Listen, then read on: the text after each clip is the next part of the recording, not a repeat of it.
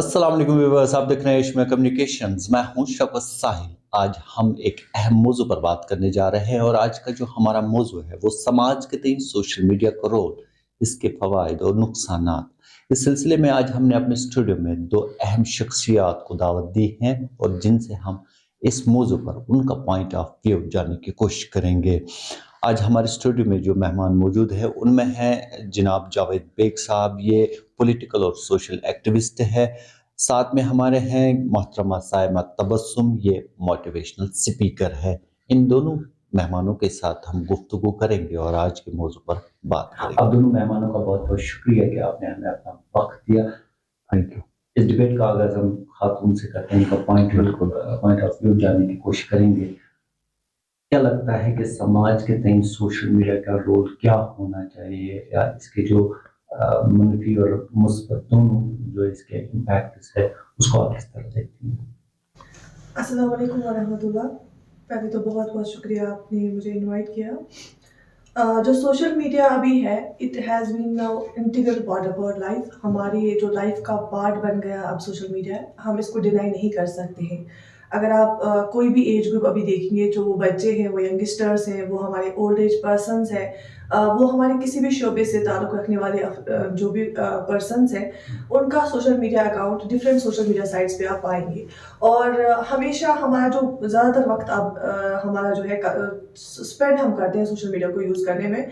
पहले मैं पॉजिटिव से ही स्टार्ट करूँगी। सोशल मीडिया जो है, इसने एक तरह से एम्पावर भी किया है हमारी सोसाइटी को। आप देख सकते हैं बहुत सारे यंगस्टर्स जिन्होंने इसको एज अ टूल इस्तेमाल किया, जिन्होंने अपने जो है बिजनेस इससे बढ़ाए, जिन्होंने बहुत सारे ऐसे बच्चे हैं जिनको बहुत सारी अच्छी अच्छी मालूमात इससे हासिल होती है और हम अप टू डेट भी रहते हैं।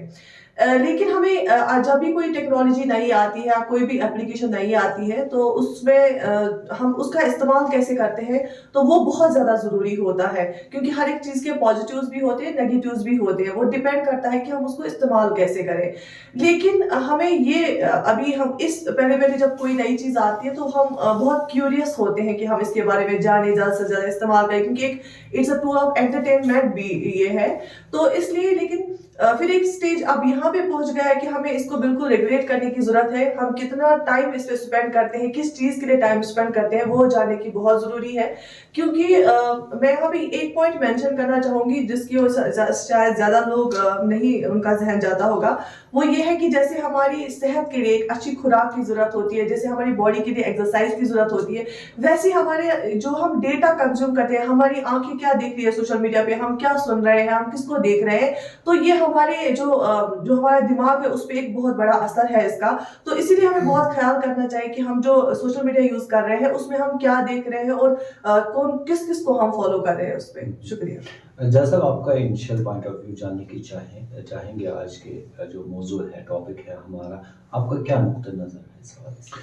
देखिए, शुक्रिया आपने मुझे अपने इस खूबसूरत प्रोग्राम में मदऊ किया। I am highly thankful to you. जैसे साइमा तबस्सुम ने कहा, एक इम्पोर्टेंस है आज के डेट में जो जिसे हम नकार नहीं कर सकते। बहुत बड़ी इम्पोर्टेंस है सोशल मीडिया की। सोशल मीडिया आज के ज़माने में it has become great source of information. ये पूरी दुनिया इससे जो है फ़ायदा उठा रही है। इसी तरह हम भी कोशिश करते हैं इससे फ़ायदा उठाएं।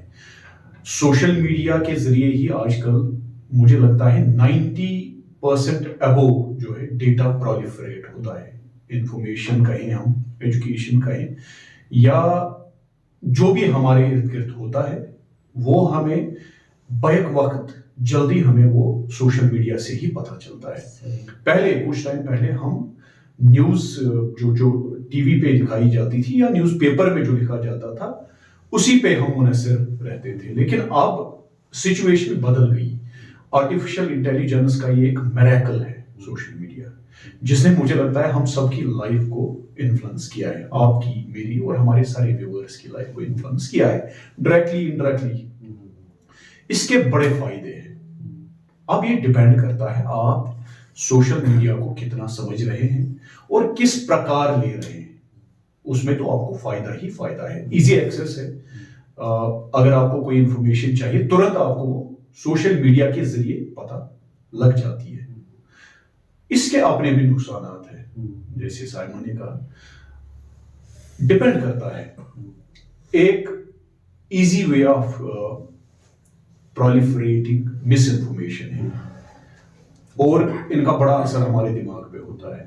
जो चीज हम देखते हैं, जो चीज हम सुनते हैं, उसका एक अच्छा खासा असर हमारे जहनों पे होता है और हमारा माइंडसेट उससे प्रोग्राम हो जाता है। अगर कोई गलत इंफॉर्मेशन सोसाइटी में डाल दी जाए थ्रू सोशल मीडिया, वो बहुत जल्दी जो है वायरल हो जाती है, टॉक ऑफ द टाउन बन जाती है। जो लोग खुद ना भी देखे उस न्यूज को, उस इंफॉर्मेशन को, उन पे भी असर पड़ जाता है। सोसाइटी में एक नैरेटिव क्रिएट हो जाता है जो एक डिस्कोर्स सेट करता है। ये बड़ा डेंजरस है। सोशल मीडिया से बहुत सारी मिस इन्फॉर्मेशन, डिसइंफॉर्मेशन इस तरीके से प्रोलिफरेट की जाती है जिनका अल्टीरियर मोटिव होता है, जिससे सोसाइटीज में कियोस पैदा होता है, डर का माहौल पैदा होता है, या society by and large society falls prey to this misinformation and disinformation. ये इसके नेगेटिव्स है। Otherwise it is a miracle of artificial intelligence, जिसे अगर सही तरीके से इस्तेमाल किया जाए, और इसकी अच्छी खासी रेगुलेशंस भी है, इंटरनेशनल लेवल पे रेगुलेशंस है और हमारे नेशनल लेवल पे भी रेगुलेशंस है। लेकिन आने वाले वक्त में मैं गुजारिश करूंगा आपके इस प्लेटफॉर्म के माध्यम से, आर्टिफिशियल इंटेलिजेंस के फायदे और नुकसान हमें स्कूल लेवल पे हमारे बच्चों को पढ़ाना है। मैंने इससे पहले आपके प्रोग्राम में गुजारिश की थी कि कॉन्स्टिट्यूशन और लॉ के बारे में स्कूल लेवल पे बच्चों को कम से कम बेसिक पता होना चाहिए।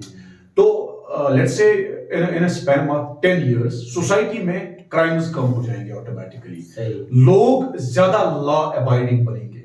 जो मैंने यूरोप में देखा, I keep travelling to Europe, वहां पे कॉन्स्टिट्यूशन और लॉ स्कूल करिकुलम में पढ़ाया जाता है। अब चूंकि आज के डेट में you can not live without social media, जो मुख्तलिफ प्लेटफॉर्म्स है, तो आर्टिफिशियल इंटेलिजेंस के इस मिरेकल के बारे में, इंफॉर्मेशन टेक्नोलॉजी के बारे में हमारे स्कूल लेवल पे बच्चों को हमें पढ़ाना है, सिखाना है। वो खुद डिसाइड करेंगे वो इसके पॉजिटिव्स लेंगे या फिर वो नेगेटिव्स में कंज्यूम होंगे।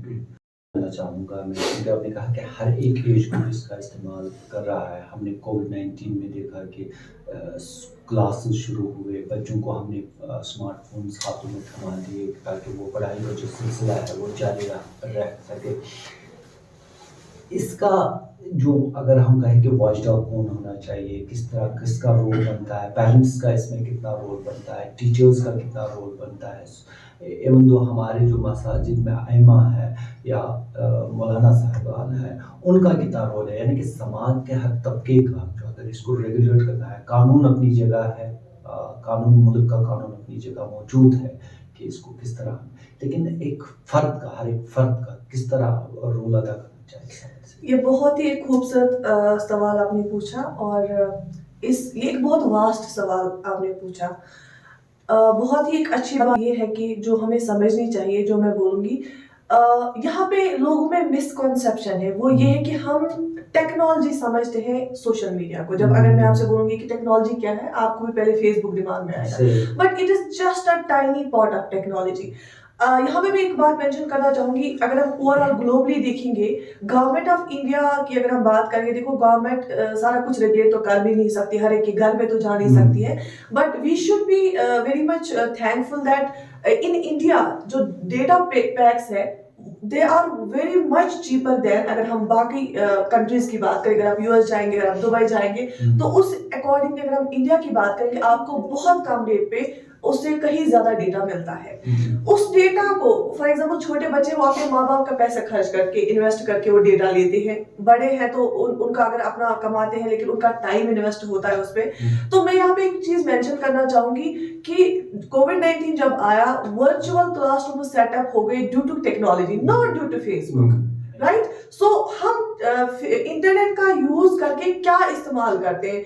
Facebook is not technology, Facebook is not internet, it is just tiny part of internet। और सबसे बड़ी बात यहाँ पे हमें ये मेंशन करने की जरूरत है कि जो बुक रीडिंग है ना, हम पहले अगर हमारी जो एकेडमिक बुक्स होती थी, हम कोई डिग्री करते थे, जैसे कोई लॉ की डिग्री पढ़ता, कोई इंजीनियरिंग की डिग्री पढ़ा था, हम जो एकेडमिक बुक्स है हर एक बुक लाते थे। अगर 10 किताबें पढ़नी होती, 50 सब्जेक्ट्स होते हैं इंजीनियरिंग में, मैं खुद एक कंप्यूटर इंजीनियरिंग मैंने की है, 50 सब्जेक्ट्स होते हैं, तो अगर 50 नहीं, हम 10 बुक्स लाते थे, बाकी लाइब्रेरी से लेते थे, तो वो पढ़ते थे। उसके अलावा जो हमारा लेजर टाइम होता था उसमें हम डिफरेंट जो है लिटरेचर पढ़ते थे, या जो जिसका जो शौक होगा, कोई कॉमेडी पढ़ता था, कोई नॉवेल पढ़ता था। लेकिन इंटरनेट की वजह से, खास तौर पे फेसबुक की वजह से, वो जो बुक रीडिंग का जो टाइम है हमारा वो बहुत कम हो गया है। बुक रीडिंग का जो हैबिट है वो अब बच्चों में बहुत कम पाया जाता है, और बुक रीडिंग से बहुत ज्यादा फायदे हैं। आप बोलोगे कैसे? जब हम कोई बुक बिटवीन द लाइन्स पढ़ते हैं उससे एक बच्चे की कैपेसिटी इंक्रीज होती है। आप जब किताब पढ़ते हैं, उसके बारे में कोई चीज पढ़ते हैं, तो आपके माइंड में एक इमेज क्रिएट होती है, तो विजुअलाइजेशन पावर इंक्रीज होता है, तो इससे क्रिएटिविटी बढ़ती है। मैंने इस पे यूजुअली मैं अपने सोशल मीडिया हैंडल्स पे ये सब बातें बोलती रहती हूँ। कुछ टाइम से मैंने स्टार्ट किया बिकॉज मुझे भी लगा कि अगर जो मैं खुद अभी सीख रही हूँ, बट अगर मुझे कोई बात समझ आ रही है, अगर एक बच्चे की भी जो इससे जो है उसका हैबिट सही होगा, तो मुझे कंट्रीब्यूट करना चाहिए। तो बुक रीडिंग का हैबिट हमें फिर से इनकलकेट करना चाहिए। दूसरा, आपने रेगुलेशन की बात की, बहुत अच्छी बात है, बहुत अच्छा क्वेश्चन है। अगर हम रेगुलेशन की बात करें तो सबसे बड़ी रेस्पॉन्सिबिलिटी पेरेंट्स पे है ये, क्योंकि आप रिसेंटली में एक लाइव शो में थी, तो वहां पे वो बोले कि नहीं, अब पेरेंट्स कितना ख्याल रखेंगे। लेकिन मैंने उनको फिर यहाँ से एक ही बात बोली, मैंने बोला अब पेरेंट्स 2 घंटे से मोबाइल हाथ में बैठे तो बच्चों को बोले आप यूज नहीं करो, ये कैसे पॉसिबल है बच्चा यूज नहीं करेगा? क्योंकि जो बच्चा होता है ना, वो एक स्लेट जैसा होता है, जैसे एक सांचा होता है, और जो बच्चा है जब आप उसको कोई सिखाते हैं कोई चीज, वो तब नहीं ज्यादा सीखता है, बच्चा ऑब्जर्व करके ज्यादा सीखता है। तो जो आप पेरेंट्स घर में, जैसे आपका वे ऑफ लिविंग होगा घर में, बच्चा वो ऑब्जर्व कर रहा है और वो वही सीख रहा है। So it is a responsibility of parents, it is a responsibility of Elder siblings, क्योंकि गवर्नमेंट ऑफ इंडिया ने बहुत सारे इकदाम उठाए हैं इससे पहले भी, रेगुलेशन के हवाले से भी, या साइबर लॉज है हमारे पास, साइबर सिक्योरिटी की अवेयरनेस बहुत सारे आप देखेंगे, बहुत सारे सोशल मीडिया हमारे पुलिस डिपार्टमेंट के भी, साइबर पुलिस के भी, जिससे आपको हर टाइम पे इंफॉर्मेशन मिलती है कि आपको कैसे बचना है साइबर क्राइम से, साइबर बुलिंग से। सो जैसा आपको क्या लग रहा है, फायदे नुकसान? हम जानते हैं कि टेक्नोलॉजी का जितना सही इस्तेमाल किया जाएगा उसके फायदे बहुत ज़्यादा है, अगर इसका गलत इस्तेमाल करते हैं तो उसका न सिर्फ एक इंडिविजुअल पर बल्कि पूरे सोसाइटी पर, आपके इनफैक्ट कंट्रीज पर उनका इम्पैक्ट पड़ता है। तो आपको क्या लगता है कि किस तरह इस सारे मामले को जो है, किसकी रिस्पॉन्सिबिलिटी ज़्यादा बनती है कि वो ज़्यादा रोल अदा कर सकता है इस हवाले से? देखिए, आपने खुद ही कहा कि हर एक चीज के फायदे हैं, नुकसान भी है। जैसे साइमन ने कहा कि ये इंफॉर्मेशन टेक्नोलॉजी का एक छोटा सा टूल है, लेकिन बड़ा रेलिवेंट है आज की डेट में। मैंने पहले ही कहा कि आर्टिफिशियल इंटेलिजेंस का एक बड़ा रोल है हमारी जिंदगी में। हम जो ये अभी शो कर रहे हैं, इसमें हर एक गैजेट जो हम इस्तेमाल कर रहे हैं, that is a miracle of information technology. और जिसपे आप इस शो को प्रोलिफरेट करेंगे, that is again one tool of this whole system. ये जो पूरा इकोसिस्टम है इंफॉर्मेशन टेक्नोलॉजी का, इसमें हम इस टाइम एक पॉजिटिव तरीके से पॉजिटिव बात लोगों तक पहुंचाने की कोशिश कर रहे हैं। तो एक पॉजिटिव बात। अब मैंने इससे पहले भी कहा, इसके अपने नुकसान भी है। उन चीजों को हम रेगुलेट कैसे करें? देखिए, स्टेट्स में, कंट्रीज में पॉलिसीज बनती है हर एक चीज को लेकर, जो भी पब्लिक वेलफेयर में, पब्लिक के हित में जो भी चीजें हों, उन पे मुल्क के जो पॉलिसी मेकर्स होते हैं, स्टेट्स के जो पॉलिसी मेकर्स होते हैं, वो उन पे अच्छा खासा इंटेलेक्ट इन्वेस्ट करके एक होलिस्टिक व्यू लेकर पॉलिसीज तैयार करते हैं। वो पॉलिसीज दिन के लिए, महीनों के लिए या एक साल के लिए नहीं, बल्कि मिनिमम 10 साल प्रोग्राम बनता है, जिसे हम मास्टर प्लान कहते हैं। 10 साल, 20 साल, 30 साल, 50 साल, उसमें फिर वक्तन फवक्तन अमेंडमेंट्स की जरूरत पड़ती है। तो एक होलिस्टिक पॉलिसी चाहिए हमें, जिसे societies at large has to understand the policies. अब सोसाइटी के इंडिविजुअल्स, जैसे हम लोग हैं, हमारे पेरेंट्स हैं, उन्हें checks and balances system apply करना है। एक पेरेंट अपने बच्चे पे 24 घंटे वॉच एंड वॉट नहीं रख सकता है, लेकिन हाँ, अगर एक पॉलिसी बनती है, पॉलिसियों का असर रहता है सोसाइटीज में। जैसे आपने खुद कहा कि हमारे जो मजहबी रहनुमा है या इन्फ्लुएंसर्स जिन्हें हम कहेंगे, सियासी समाजी रहनुमा, हर एक इंडिविजुअल का एक रोल होता है सोसाइटी में, अच्छा खासा रोल होता है अगर बखूबी निभाया जाए। उसमें वो रोल आपका है, मेरा है, साइमा का है, हमारे देखने वाले दोस्तों का है, पेरेंट्स का है, टीचर्स का है। इसी तरह मजहबी, समाजी और सियासी रहनुमाओं का भी एक अच्छा खासा रोल होता है। उनके ऑडियंसेस होते हैं, लोग जमा होकर उनकी बात सुनते हैं। अगर वो खुद इन पॉलिसीज को समझे, अगर वो खुद इंफॉर्मेशन टेक्नोलॉजी या सोशल मीडिया के रोल को समझे, वो फिर अच्छे से समझा सकते हैं लोगों को। एक चीज तो तय है कि आने वाले एक लंबे समय तक हम आर्टिफिशियल इंटेलिजेंस से दूर नहीं रह सकते। आर्टिफिशियल इंटेलिजेंस के जितने भी सब सेगमेंट्स है, लेट्स से सोशल मीडिया बहुत है। ये this is not only Facebook और ट्विटर, सोशल मीडिया एक बहुत ही बड़ा वास्ट एक सब्जेक्ट है। इसके बगैर मुझे लगता है आने वाले वक्त में हम नहीं रह सकते हैं। जैसे साइमा ने कहा, she is a tutor, online classes, not necessarily on social media, लेकिन सोशल मीडिया के जरिए you can actually reach out to maximum number of people. तब जाकर जब आप मैक्सिमम लोगों के पास जाएंगे, advertisement, easy way of advertisement is social media. पहले आपको अखबारों में एक इश्तिहार देना पड़ता था, लिमिटेड लोग, जितने वो लोग पढ़ते उन्हीं को पता चलता। आज आपने सोशल मीडिया पे एक छोटा सा इश्तिहार डाला, वो तो पूरी दुनिया में जा सकता है। अखबार जहां तक ज्योग्राफिकली जहां तक पहुंचता था वहां तक ही पता चलता था, लेकिन आज आप यहां पे बैठ के दुनिया के किसी भी कोने में अपनी बात पहुंचा सकते हैं। तो this is the most positive of social media. समा, अगर हम देखें कि नौजवान यूथ जिसको हम कहते हैं, वो बहुत ज्यादा है एक्टिव, हर एक प्लेटफॉर्म पे, डिजिटल मीडिया का जो प्लेटफॉर्म है हर एक जगह पर है। उनका एक रोल बनता है कि वो एक सही डायरेक्शन दिखा सकते हैं। अगर आप पॉपुलेशन भी देखें, मुल्क की नौजवानों की बहुत ज़्यादा रिप्रेजेंटेशन बहुत ज़्यादा करते हैं, तो उनका रोल कितना बनता है इस हवाले से? बहुत ज़बरदस्त, क्योंकि ये जितनी भी हमारे कुछ कल्चर में चीज़ें होती है वो कन्वेंशन ही जनरेशन टू जनरेशन जाती है, और जो यूथ है उनका एक बहुत ही इम्पोर्टेंट रोल रहता है, और वो ही आगे जो है बात भी पूछा सकते हैं, डिफरेंट प्लेटफॉर्म्स में, डिफरेंट फील्ड्स में आके काम कर सकते हैं।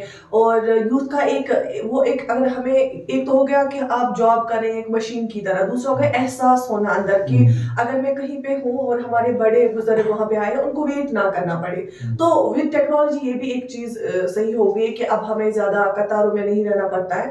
बट यस, यूथ में पावर ही होता है, यूथ इज द पावर, और वो कोई भी चीज चेंज कर सकते हैं। और यही तो जरूरत है बात करने की अभी, क्योंकि ये गलत कोई चीज नहीं हो रही है। मैं बोलूंगी कि ये हर एक सोसाइटी, हर एक कल्चर में जब ये नई चीज आती है तो यही होता है, एंड इसमें कोई किसी को पता नहीं है। It is just such a addiction. मैं बोलूंगी आप यूज करेंगे, मैं यूज कर रही हूँ, हर एक को एडिक्शन होती है फोन की, इवन छोटे बच्चों को एडिक्शन होती है। बट हाँ, ये हम यूथ का ही पावर है। अगर हम बात करेंगे इस पे तो हम एक नई डायरेक्शन दे सकते हैं। एक हमारा जो लाइफस्टाइल चेंजेस आ गई है उसको रिवर्स तो नहीं कर सकते, कंट्रोल कर सकते हैं, रेगुलेट कर सकते हैं। यहाँ पे मैं एक और चीज मेंशन करना चाहूंगी कि जैसे हम टेक्नोलॉजी बोले या फोन एडिक्शन बोलेंगे, मेंटल हेल्थ का अगर हम उसमें देखेंगे, पहले क्या होता था, टेलीविजन पे एक न्यूज आती थी, एक स्टैंडर्ड न्यूज आती थी, ऑथेंटिक इंफॉर्मेशन होती थी, या न्यूज़पेपर आता था। तो फॉर एग्जांपल कोई नेगेटिव न्यूज होती थी, कहीं पे एक्सीडेंट हो गया, कहीं पे किलिंग हो गई, तो वो कोई भी जो भी पढ़ता था वो एक बार पढ़ता था, तो एक बार दिमाग में वो नेगेटिव चीज जाती थी। लेकिन अब सोशल मीडिया पे डिफरेंट जैसे न्यूज चैनल्स होते हैं, हर कोई उस पर वीडियो बनाता है, खून बह रहा होता है, या इवन अब तो उस पर थोड़ा सा ऑटोमेटिक रेस्ट्रिक्शन भी खुद ही लगता है वहां पे। लेकिन जो हमारे घर में होते हैं, जो फ्री टाइम में होते हैं, वो बार बार वही एक न्यूज 8 बार 10 बार देखते हैं। तो ये हमें पहले, अभी ये इनविजिबल है लेकिन ये समझ नहीं आता है, लेकिन हमारे मेंटल सेटअप पे इसका एक बहुत बुरा असर पड़ रहा है, क्योंकि इतनी नेगेटिव चीजें बार बार जा रही हैं। सेम मैं यहाँ पे बताना चाहूंगी, जो छोटे बच्चे हैं जब वो मोबाइल कंटिन्यू देख रहे हैं, आप क्योंकि अगर मिनिमम बच्चा फोन ले लेगा वो 1 घंटे से पहले नहीं देखेगा। अभी तो हमें इसके असरात पता नहीं है, नो डाउट। अगर आप किसी जो छोटा बच्चा होगा वो तो टेक्नोलॉजी तो नहीं सीखेगा, बट जो जैसे हमारे हार्मोन्स रिलीज होते हैं कुछ, जैसे डोपामाइन की हम बात करेंगे, मैं तो साइंटिफिक नहीं बोलूंगी यहाँ पे, बिल्कुल आम सी भाषा में बात करूंगी कि जब बचपन से ही बच्चे को इतना ज्यादा प्लेजर वाला, इतना ज्यादा कंटेंट देखा, तो वो ना कि तमिशन पदियाड़ी मतलब उसका एक इतना अंदर से डेवलप हो जाएगा कि कल को वो बहुत एग्रेशन दिखा सकता है। अगर उसको कोई चीज नहीं मिली वो बहुत एग्रेसिव बन सकता है। और छोटी छोटी ही बातें मैं यहाँ पे मेंशन करना चाहूंगी। एक और चीज जो मुझे अभी याद आ रही है वो है कि हमारा स्क्रीन टाइम ज्यादातर शाम को जो इंक्रीज हो गया है, या हमारा जो स्लीपिंग पैटर्न चेंज हो रहा है, उससे जब हम सुबह उठते हैं, जब वो साउंड स्लीप नहीं होती है हमारी, तो उससे भी हम ना वो इरिटेशन वाला मूड रहता है, लाइफस्टाइल है बिल्कुल चेंज हो गया। तो इसको रेगुलेट करने की बहुत आगे बढ़ने जाए साहब, आपसे मैं जानना चाहूँगा कि मैंने एक अच्छी बात सोशल मीडिया पे ही पढ़ी है कि लोग तो सोशल हो रहे हैं सोशल मीडिया पे, लेकिन हकीकी ज़िंदगी में वो सोशल नहीं हो रहे। यानी रिश्तों से बहुत दूर हो रहे हैं। आप क्या कहना चाहेंगे, क्या वाकई रिश्तों से दूर हो रहे हैं लोग? बिल्कुल, ये वर्चुअल दुनिया है, ये हकीकी दुनिया नहीं है। हम वही artificial intelligence is actually influencing our lives and lifestyle as well. जैसे स्क्रीन टाइम ज्यादा है, लोग ज्यादा टाइम अपने इलेक्ट्रॉनिक गैजेट के साथ बिताते हैं। तो इससे पहले जब सेल फोन्स नहीं थे हमारे पास, या जो इलेक्ट्रॉनिक गैजेट्स नहीं थे, या सोशल मीडिया नहीं था, तो लोग हकीकी जिंदगी में सोशलाइज करते थे। ये एक अर्ज होती है हम इंसानों में, क्योंकि हम होमो सैपियंस है ना, अपनी अपनी स्पीशीज के साथ लोग ज्यादा टाइम बिताना चाहते हैं। इससे पहले अगर हमें किसी यार दोस्त रिश्तेदार की वेलबींग जानने की कोशिश करते तो हम उनके घर जाते, उनके साथ मुलाकात होते। आज फोन पे बात हुई, इनफैक्ट फोन से भी, मतलब वो कॉल से आगे आप वीडियो कॉलिंग है, मतलब लोग दूर से ही देखते हैं कि हाँ जी ये अच्छे मूड में है, गुड हेल्थ में है, तो आपसे वो मेल मिलाप कम हो गया। स्क्रीन टाइम जितना बढ़ेगा उतना ही हकीकी जिंदगी में मेल मिलाप कम हो जाएगा, क्योंकि आपको 24 ही घंटे हैं, एक दिन में 24 घंटे हैं। उसी 24 घंटे में आपने अपना प्रोफेशनल जो आपका वक्त है, आपका सोने का, जैसे नींद बहुत जरूरी है, 7-8 घंटे की नींद साइंटिफिकली आपकी सेहत के लिए जरूरी है। 7-8 घंटे आपको काम करना ही करना है, जो भी आप काम करते हैं। अब बीच के जो 7-8 घंटे रहते हैं, अगर हम 3 हिस्सों में डिवाइड करें 24 घंटों को, 7-8 घंटे की नींद आपको जरूरी है, 7-8 घंटे आपने काम करना है, जो भी काम आप कर रहे हैं। आप एक सहाफी हैं, मैं एक सोशल या पॉलिटिकल एक्टिविस्ट हूं, साइमा एक मोटिवेशनल स्पीकर है, लेकिन 7-8 घंटे जो बचते थे उसमें हम कुछ और चीजें सोचते या फिर करते, जिनमें हमारे रिश्तेदार हैं, वो सोशल लाइफ जिसे हम कहते हैं। सोशल लाइफ अब लिमिट हो गई सोशल मीडिया की वजह से। लेट्स एक्सेप्ट दिस, ये सबसे बड़ा नेगेटिव है। वो ह्यूमन वैल्यू सिस्टम पे एक असर पड़ रहा है आर्टिफिशियल इंटेलिजेंस से। ह्यूमन वैल्यू सिस्टम थोड़ा सा ना वो इररेलेवेंट हो रहा है आज के प्रेजेंट सिनेरियो में, which is not good at all. जो यूरोप में, I am sorry to take longer than enough time, Europe में लोग बड़े नाखुश रह रहे हैं। यूरोप के लोग बड़े खुश है, हाँ, बड़े मायूस और उदास रहते हैं। इसीलिए वो फिर टाइम निकालकर कुछ महीने वो मेडिटेशन करते हैं। मेडिटेशन, इबादत, योगा, पता है वो क्या, basically they are actually fed up with all these things. ये दिस इज द रियलिटी है। मुझे बहुत सारे दोस्तों ने कहा कि हम तो 30 साल से ये चीजें इस्तेमाल कर रहे हैं, now we are trying to come back to that हकीकी सोशल लाइफ, सोशल मीडिया से परे। मुझे लगता है हमें इन चीजों में we need to strike a balance, जिसकी काफी जरूरत है। गवर्नमेंट पॉलिसीज, रेगुलेशंस अपनी जगह, लेकिन social value system should be top priority. Viewers, मौजू वसी है और ये सिलसिला यहाँ पे नहीं थम रहा है, बल्कि ये आगे जाकर और जारी रहेगा, और हम आप दोनों को इस तरह जारी नहीं देंगे और वक्तन फ़ौक्तन आपको तकलीफ देंगे। आप दोनों मेहमानों का बहुत बहुत शुक्रिया, आपने अपने लिए वक्त निकाला और अपनी बात हमारे व्यूअर्स तक पहुँचाई। लेकिन मुस्तकबिल में भी आपको और आना होगा, क्योंकि हम अलग अलग मौजूद पर जो है बात करेंगे। व्यूअर्स, इस अहम मौजू पर हम आगे भी बात करेंगे। अगले शुमारे तक अपने मेज़बान को दीजिए इजाज़त। खुदा हाफ़िज़।